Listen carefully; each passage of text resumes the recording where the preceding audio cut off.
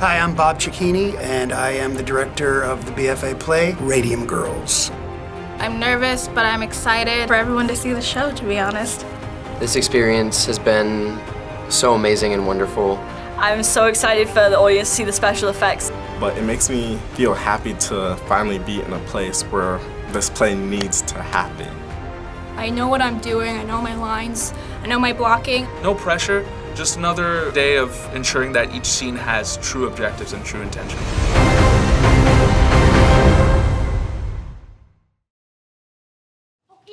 What are you doing? Amalia's booking inspection today. Oh, is that bad? Not for us. She's gonna be sitting in this room all day by herself in the dark, checking dials. Radium Girls is a play that follows the life of a young woman from Orange, New Jersey, whose name was Grace Fryer, and some of her friends who are referred to as the Radium Girls because they were young women who all went to work for the U.S. Radium Corporation. They all ended up suffering quite severely from radium exposure poisoning. Would you be willing to sue? I want my compensation. Of course you do. Grace, as time went on, she was kind of one of the leading fighters and activists for workers' rights. If we're suffering from a new ailment caused by radium, it should occur generally throughout the plant. Arthur Reeder is a very passionate, emotional character, but as the play goes on, he starts losing his sight of morality with this hunger for success.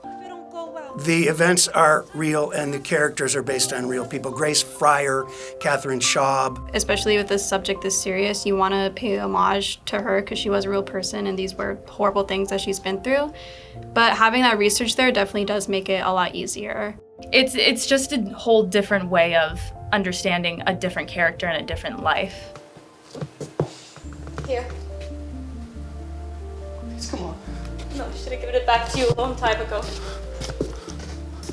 I don't want it. Tell me.